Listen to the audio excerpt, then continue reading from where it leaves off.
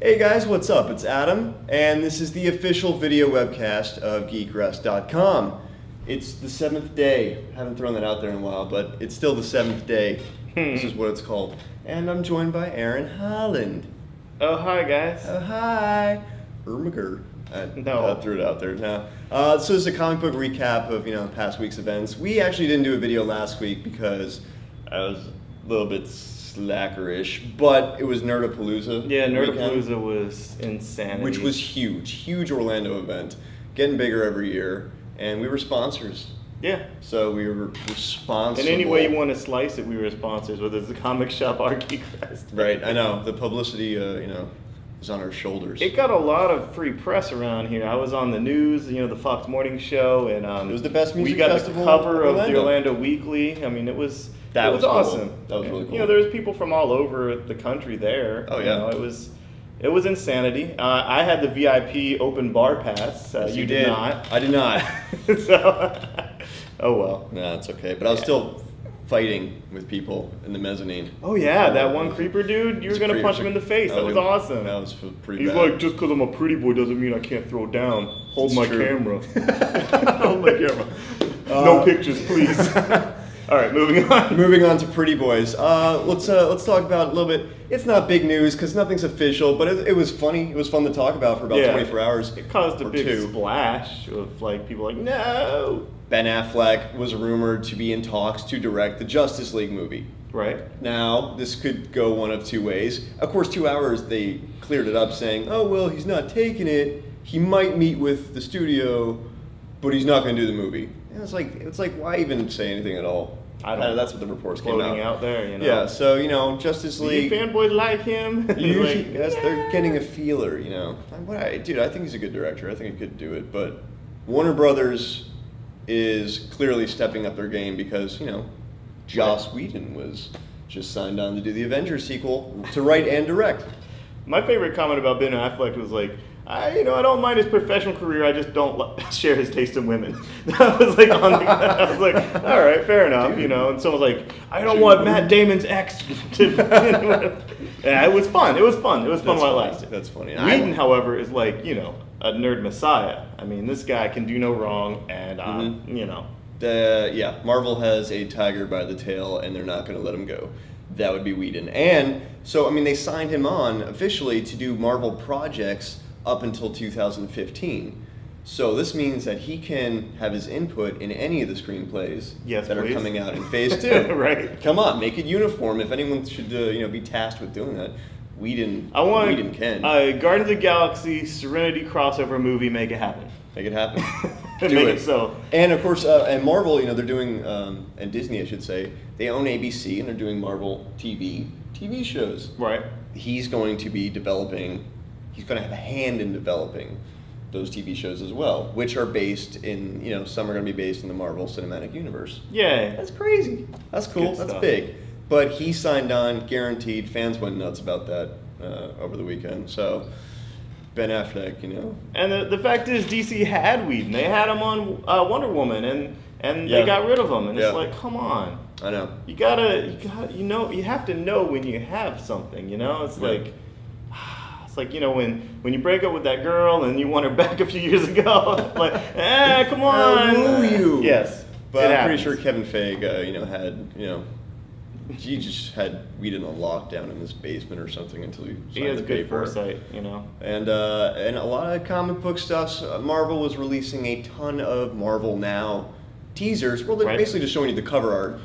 For all these teams that were announced the week before. I'm so happy because I knew all this stuff at San Diego and I couldn't talk about it. So talk, by all means, talk. Oh, dude, personally, the Deadpool with Posehn and Dugan on it, come on, no, it's not weird. It's weird that they're going out of their regular pool of talent as far as even the comic book industry. They're going to comedy writers. No, these guys. Cool. These guys wrote Last Christmas with Rick Remender. Rick Remender's friends with these guys. Rick Remender's always hanging out with these guys. Every San Diego, Rick Remender's just on these guys' junk like a fly. Rick Remender brokered this deal. I'm positive of it because Rick and Daniel Way had a little bit of falling out over Deadpool, and then he's like, well, I got my friend Brian Posehn, I'm going to put him on Deadpool. Screw you, Daniel Way. That's cool. I think these guys are going to rock it, but their connection to Marvel isn't just that they read the comics, they like the comics, and they're, the comedians of comedy. If you saw their documentary,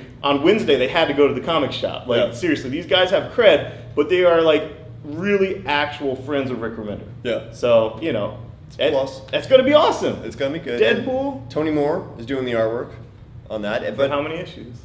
Well, as many he can get in on time. But see, even that, Tony Moore is best friends with Rick Remender too. Tony Moore drew the Venom with Rick Remender. Tony Moore drew the Fear Agent with Rick Remender. If Rick Remender isn't getting a cut of this, then thank you, Rick Remender, for getting Posehn on Deadpool. I'm going to sell a ton of copies. Yeah, hopefully. And I'm excited for Indestructible Hulk. Yes. Only because Mark Waid and Lionel Yu sounds perfect. I mean, Mark Waid just saved Daredevil as far as one of my favorite characters now. Right. And Lionel Yu is just awesome, and I want to see him on a regular series more so. And, I mean... Waid brings out the best in his artists. He brings out the best in the characters. He has an encyclopedic knowledge, so he knows what's all been done before, not to retread it, and not to reference back to it, but so that he can actually break new ground. Right. He's amazing. I would polish his knob. Mark Waid is... his... Daredevil, I was like, where are they going to go with Daredevil after what Bendis and Brubaker did with him? It's boom, here's where we're going with him. And amazing. I heard, doesn't Hulk have a Skeets now, a little Booster Gold Skeets? I saw some kind of flying robot next to him. He had a whole bunch of droid heads and people a little Skeets. Something. Yeah, true. That's awesome. That's cool. And of course, Fraction is going to be in the Fantastic Four books, FF and Fantastic Four, which are very cool. I'm excited about that. Yeah, that was a no-brainer. He's the science guy, and that's a science book. Putting him on there is and you saw how they buried the lead there when they had he's on FF and Fantastic Four, which everyone already pretty much knew, and in the middle of that article was and Defenders is canceled with issue 12. Yeah, they slipped that in there real quietly. That was funny. And what else there? They got Thor. Jason Aaron on Thor, Aaron. He's going to be signing it at this store for Thor. It's going to be great. That's cool. And to see Jason Aaron on Thor, it's not going to be this magic is science and clean Asgard and everything that Fraction was doing, which, I'm not criticizing per se, but that's not Jason Aaron's style. Jason Aaron's going to be gritty, terrible, disgusting, violent Thor. Thor needs a kick in the ass. Yeah, he's going to have he's going to have something in his teeth. This Thor's going to have they have the big turkey leg. He's going to have some hanging out his teeth. And he's he doesn't care. That's Jason Aaron's Thor. What about Iron Man? Maybe he'll bring the beard back for Thor. Jason Aaron has this epic beard. It's gone? What? Thor? Doesn't he still have this beard? Oh, Thor's beard. Yeah! Jason Aaron shaved his beard. I'm what? Oh, okay. Right. No, yeah, he needs a beard. Moving on. That almost irrelevant. However, Jason Aaron needs to put his beard on Thor. Yeah. All right. Yeah. Translate. And Iron Man. All right, which I'm excited about, except for Greg Land. You're a hater. I question. Dude, just Google Greg Land and you'll see everything that needs to be questioned. Image search, Google. Yeah, image search the Google and you'll see. There's a lot of controversy where it's, tracing and originality. It's called a light box. At the very least, why is he being put on such a forward front? From my standpoint as a retailer, his covers help sell the books. His covers his art looks great. Whether his sequential art is a little too stiff because it's, modeling photography or whatever, that's debatable. Maybe it's not, storytelling sequential art as much as some people would like, but his covers help sell the books. Yeah. So, that's all I'm going to say. Yeah. People are entitled to their own opinion, and sometimes I'm not entitled to mine because I have to run a store. Right? Dude, you're staying on the fence there. No, but that's a true statement that I emphatically believe in. His covers help sell the books, and that's why he gets cover work. It's true. All right. And plus, I think he has dirt on some high up. That's my. Everyone does. Everyone does. Right. Let's see. Speaking of dirty stuff and moving past the Marvel now a little bit, those teasers, by the way, they're gonna keep coming out. They released 4 covers, I think, by now. They're gonna be at least 15 number ones over the next few months. Yeah. So they're rolling out a lot more covers and a lot more details about these things. But Tony. You heard of Rick Remender on Captain America, right? With John Romita? No. Yeah. Oh, is that announced yet? I don't know. Was it? But yeah, I don't know. Was there a But big bleep? but anyway, can you imagine this dude, this like totally punk rock recruiter? Like, I mean, his first book was like Captain Dingleberry, right? I mean, Yeah. his stuff, you know, like Captain America, really? Billy Blackheart, like everything was like, you know, he was the most punk rock dude in comics, and he's gonna be doing Captain Frickin' America. Like, That could be cool. it's gonna be very unique to say the least. I'm very curious about Rick Remender on Captain America. That could be cool. I'm very curious about that. All right. So anyway, Tony that's Moore. interest. No, I don't know if that's announced yet or not, but I know. promise Now you I'm it's questioning. real. I don't want promise you it's lawsuits coming my way because this is. Oh, I want fist. Tony Moore. Now this is kind of interesting because our first little the 7th Yeah, day we were video talking about that. was about Tony Moore filing a lawsuit. 6 months later, he's at it again. Tony. Right. Okay. Well, this time he's actually filing a legal claim to get co-ownership rights for The Walking Dead, of Right. course, which is Kirkman's meal ticket at this point, and he wants a I little bit of. love me Kirkman. Everyone loves him some Kirkman, and he wants a piece because when he filed the lawsuit 6 months ago, he claimed that all the royalties that he signed, that he was owed, he didn't get, and that was why he filed the lawsuit because he wanted to claim that. And there was no independent, valuation. He couldn't Right. check it independently, which, I mean, that sounds fair. Yeah, no, he's do that, and now he's claiming that he co-authored it from the get-go with him, and that his name was actually in print as co-author when all the proofs were being submitted, and that somehow along the line, which he says he didn't discover until 2005, which is unfortunate, but he's like, oh wait, I'm not co-author listed, and I don't get the royalties for that.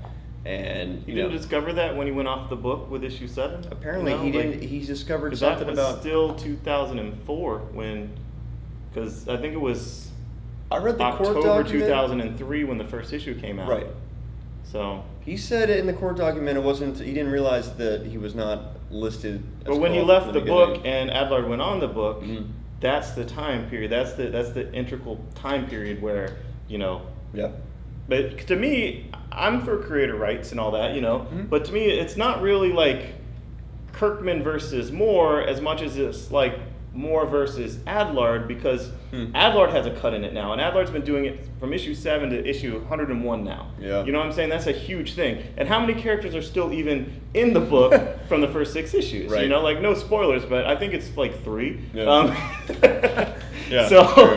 No spoilers. I'm very curious about it. I think I want him to get his due. I don't know if he's gotten his due. I want to assume he's gotten his due because I love Kirkman, and I know Kirkman's done very well by Adlard. I know he has. Yeah. I've talked to Adlard at length about this in a truck on the way to Miami. So Yeah. I know Long he's ride. done right by Adlard. I really do. So hopefully this can all be settled amicably. I hate it when you hear the lawyers speak on the things where they just totally slag Yeah. someone you love. Like Kirkman's like, he is a huckster and he totally, blah, blah. It's like, dude, this isn't Dan DiDio. It really sucks. Dan DiDio. I'm just kidding. Yeah, reserve that for him. But yeah, no, it sucks. You don't want it to get slanderous. You don't want it to get ugly because this is something that everyone actually loves. Yes. And they don't want that associated with it. But that's how lawyers speak when they write. They want to just like, boom. cold, direct, and slanderous. So, Generally. I hope it gets resolved soon, and I hope it gets resolved out of court, and I hope we never know about how it gets resolved because, frankly, it's none of our business, and we need to get back to just enjoying comics. He wants a jury to decide. No! He wants the public to see it. He wants a jury to decide. So, I wanted Kirkman to say, what is it going to take to make you walk away happy and quiet? Seriously, you can't And make a quiet. settlement or something? And quiet. Like, that's what I would do. But no, I mean, Kirkman's firing back. Like, dude, because Tony Moore's basically called him a liar. He's like, dude, these are court documents. He's basically calling them outright. Through his surrogate, Slanders. through his... But through the law. But yeah, he he's signed like, off on the proof. He's like, you flat out swindled me, is basically what he's saying. Yeah, he Right. signed up on the proof. And Kirkman's firing back like, no, you're lying. So only these two guys know the truth. Right. But the public will decide their fate. At least Tony's wallet. But that sucks. Hopefully, but that was big news. Kirkman has more than just The Walking Dead, so I mean... Oh yeah, it's like Battle Pope rights, and there's a lot of rights here. Battle Pope is tied up with Tony Moore too. He's got yeah, it's problems, but keep an eye out on that.